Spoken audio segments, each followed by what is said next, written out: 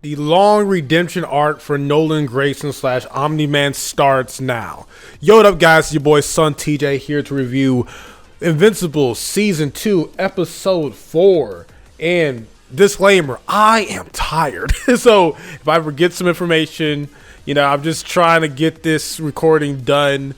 Hopefully I can upload it the day after Thanksgiving. And if you enjoy your Thanksgiving, let me know in the comment section down below. Tell me what was your favorite dinner. Make sure that like button, subscribe, and when you subscribe, hitting that notification bell. If you're on your cell phone, hit all notifications, and it'll send you notifications directly to your phone. You want more Invincible videos. So I know we've all gotten used to evil Omni-Man, right? He's supposed to be the representation of evil Superman, all those things. But for the comic book readers, we know that he was going to eventually turn into what he's going to turn into now. But I'm not going to lie. I thought there was a chance they might change it towards Omni-Man and Mark actually fighting, right? I thought that was going to happen, but it didn't happen. And this episode features a lot of, I guess, like music montages where you have Adam Eve go through her stuff with a music background playing.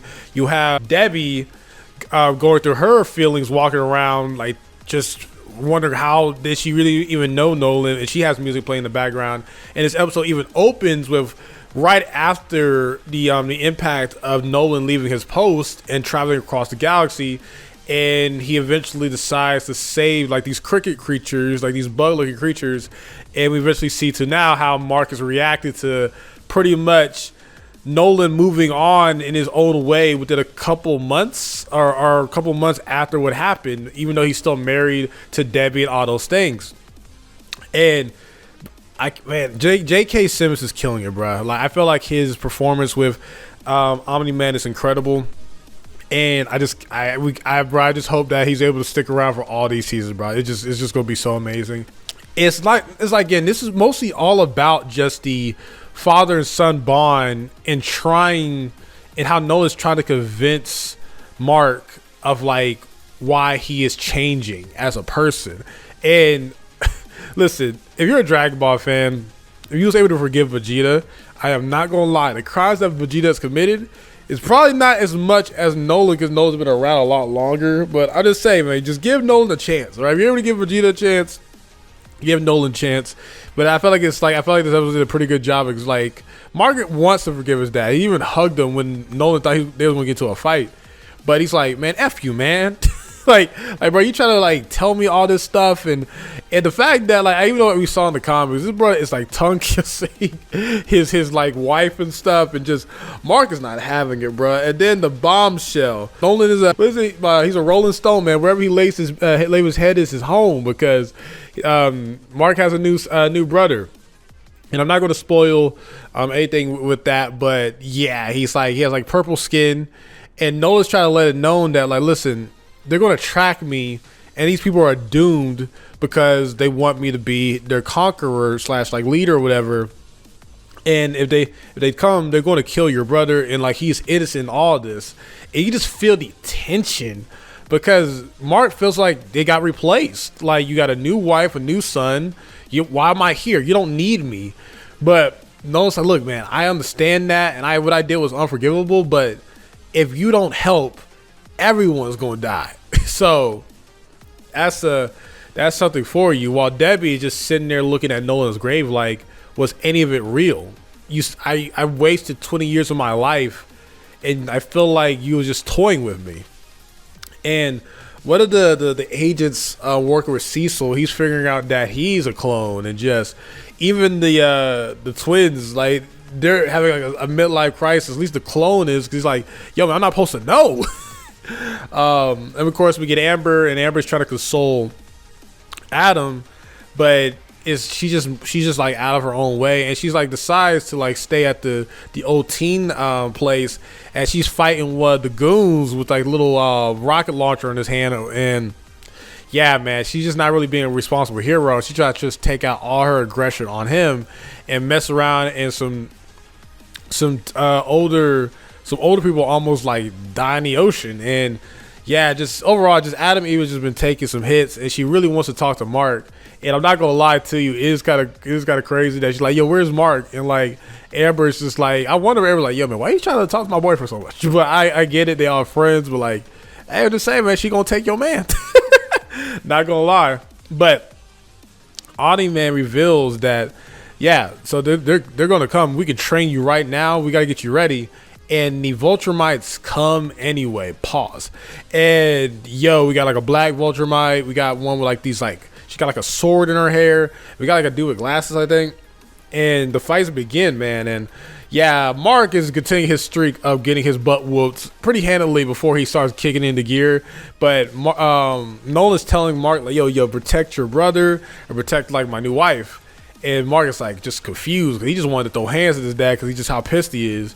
And yeah, even though when he tried to hide, and like the new wife, the cricket woman, she tried to tell him that, listen, my lifespan is only a year, all right. And by the time he opened up to me, I'm already like halfway through my lifespan at this point, yeah. So this is like really the definition of like they're all pets. Like of course he's not saying that no more, but he's like, yo, man, like that really is a blip in our lifetime. That's a blip to us.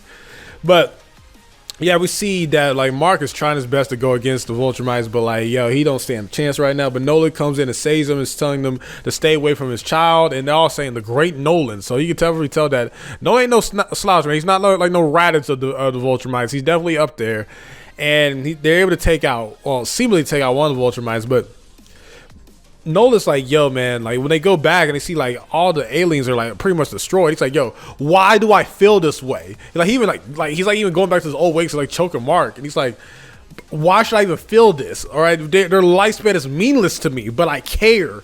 And Mark's like, you should have felt this way on Earth. And he's just sitting there contemplating. Like, this is the moral gray that is very fantastic with this character. Like, even though there's some moral gray with Homelander and different characters like that, you don't really feel it as much with Nolan. I think it matters a lot more with Nolan because he's like still like he's been a hero for the right reasons for so long, while Homelander, he was only a hero maybe a little bit to be one, but it was mostly just for people to love him. Well, Nolan didn't really care about anyone loving himself like his wife and child.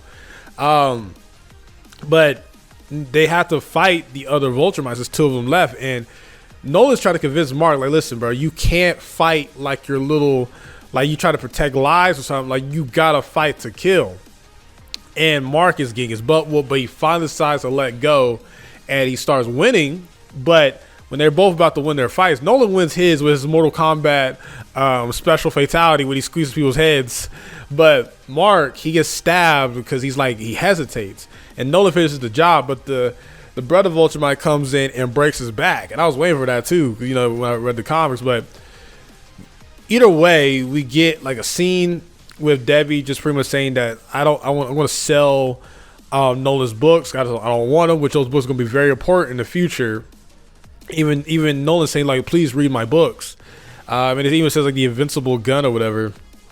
And we have Mark fading in and out of consciousness, and we have Amber yet again go back to her piece of crap dad, which again, I don't know, man. Like, again, I know people, like, bro, there's some real defenders of Amber's dad. I'm just like, yo, man, I get it that, you know, you're doing the whole like, bro, there's so much stuff that Amber's dad says that's crazy, but like I stay like, yes, Amber's been making mistakes, but she feels like no one really gets her. Her mom is like a complete like pushover, and her dad, even though he can have some like statements, he's not doing it for the right reason. Him trying to like say that like your people are doing this and you're gonna kill the economy and stuff. Yeah, you can be right in theory, but if you're only saying this just to hurt your daughter so you feel superior to her, that's not great parenting. I don't care what no one says in the comment section. That's just how I feel about it.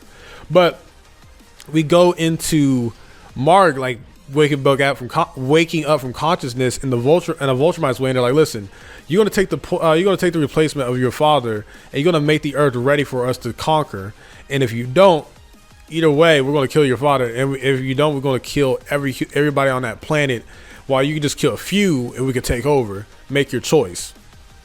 And that's pretty much the end of the episode, where we're like, we know there's something special in the books because no one's telling Mark to read the books. Amber's trying to be a good friend. Again, forgive me, I know Mark's other male friend trying to be a good friend as well, but Amber's going through it, Debbie's going through it, Mark literally needs to heal from going through it, and Nolan's trying to turn a new leaf, man. So I am so tired. I'm just running off sugar right now. But let me know in the comment section down below. Are you buying this? Do you feel like Noah's gonna like switch up at any time, especially for the cartoon only watchers? That sounds so weird to say, but TV show only watchers. And yet again, this might be a shorter review, but I am very tired. And I hope you guys enjoyed the video, man. I need to get some sleep. SonTJ out. Peace. Please hit that like button, subscribe, and share. I really appreciate it. And you want more Invincible reviews, they're coming out. Please, I just hope we have more energy next time. And yeah, man, I love this episode. I give it a strong... Actually, I just give it a strong 10 out of 10. I think it's really great. And it's just really great to hear J.K. Simmons do his thing, and seeing Glenn do his thing as well. But yeah, SonTJ, peace. Love you all.